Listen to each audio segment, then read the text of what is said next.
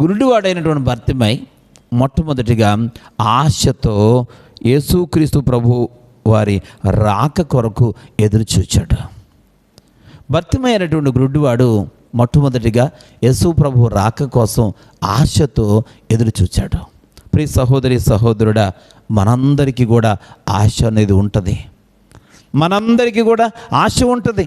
అయితే ఆశ అనేది పిల్లరా లోక సంబంధమైనదిగా కాకుండా దేవుని సంబంధమైనదిగా ఉంటే ఖచ్చితంగా ఆశ గల ప్రాణాన్ని దేవుడు తృప్తిపరుస్తాడు. పరిశుద్ధ గ్రంథంలో నుంచి యెషయా గ్రంథం 40వ అధ్యాయం 31వ వచనంలో ఇలా వ్రాయబడింది: యెహోవా కొరకు ఎదురు చూచువారు నూతన బలం పొందుదురు, వారు పక్షిరాజు వలె రెక్కలు చాపి పైకి ఎగురుదురు, అలయక పరిగెత్తుదురు, సొమ్మసిల్లక నడిచిపోవుదురు అని యెషయా ప్రవక్త ద్వారా దేవుడు ఒక అద్భుతమైన సంగతిని తెలియచేశాడు. యెహోవా కొరకు ఎదురు చూచువారు నూతన బలం పొందుతారు.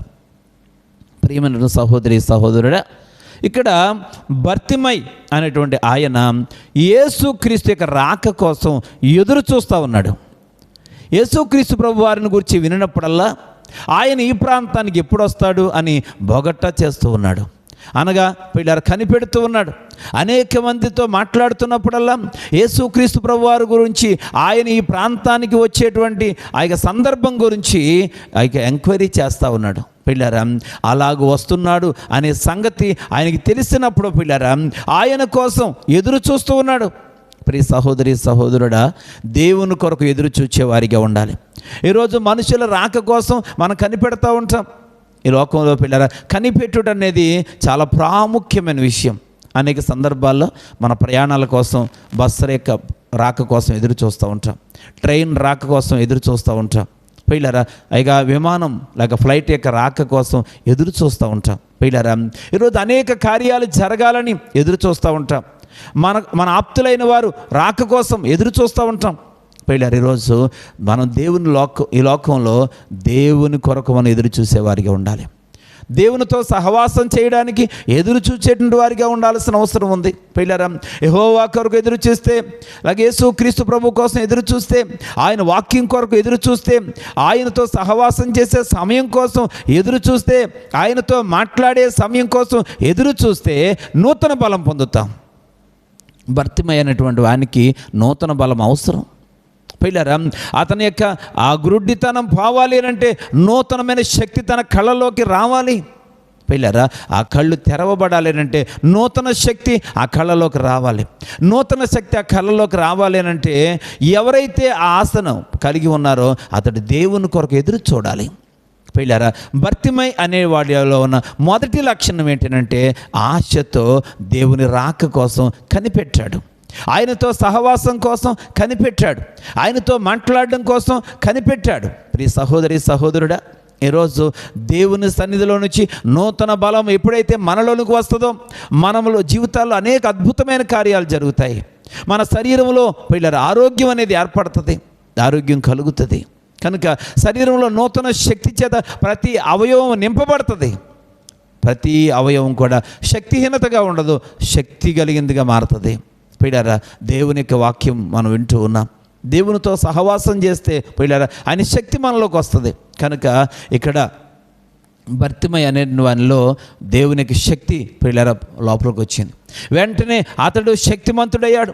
శరీరంలో ఉన్న అవయవాలన్నీ ప్రక్షాళన చేయబడుతూ ఉన్నాయి. పిల్లరా వెంటనే అతడు చూపు పొందినట్టుగా మనం చూస్తూ ఉన్నాం. నిజమే పిల్లరా, రోగులైన వారు కొందరిలోనికి యేసుక్రీస్తు ప్రభు యొక్క ప్రభావం వచ్చింది అని. పిల్లరా ఆ యొక్క 12 సంవత్సరాల నుంచి రక్తస్రావ రోగం కలిగిన స్త్రీ ఆయనను ముట్టుకున్నప్పుడు ఆయన మాట్లాడుతూ ఉంటాడు, నాలో నుంచి ప్రభావం బయటికి వెళ్ళింది, నాలో నుంచి ప్రభావం బయటికి వెళ్ళింది. పిల్లరా ఆ ప్రభావం ఆమెలోనికి రాగానే ఆమె శరీరం అంతా కూడా ప్రక్షాళన చేయబడింది, ఆమె శుద్ధి చేయబడింది, ఆమె శరీరము నూతన బలం పొందింది. పిల్లలు ఆమె స్వస్థపరచబడింది. ఈరోజు గురుడివాడైనటువంటి బర్తిమై కూడా యేసు కోసం ఆశతో ఎదురు చూచినప్పుడు పిల్లరా నూతన శక్తిని అతను పొందుకున్నాడు. అతని కళ్ళు తెరవబడ్డాయి. అతడు గుడ్డివాడిగా ఉండలేదు పిల్లరా, అతడు ఇప్పుడు స్పష్టంగా చూడగలిగిన వాడిగా ఉన్నట్లుగా మనం చూస్తూ ఉన్నాం. పరిశుద్ధ గ్రంథంలో నుంచి యెషయా ప్రవక్త ద్వారా రాసిన యెషయా గ్రంథం 42వ అధ్యాయం 7వ వచనాన్ని మనం చూడగలిగితే, యెహోవానగు నేనే నీతి విషయంలో నిన్ను పిలిచి నీ చేయి పట్టుకొని ఉన్నాను, నిన్ను కాపాడి ప్రజల కొరకు నిబంధనగాను అన్యజనులకు వెలుగుగాను నిన్ను నియమించి ఉన్నాను. ఇక్కడ దేవాతి దేవుడు పిల్లరా స్పష్టంగా చెప్తా ఉన్నాడు, ఎవరైతే దేవుని కొరకు ఎదురు చూస్తూ ఉంటారో వారిని దేవుడు పిలుస్తాడు.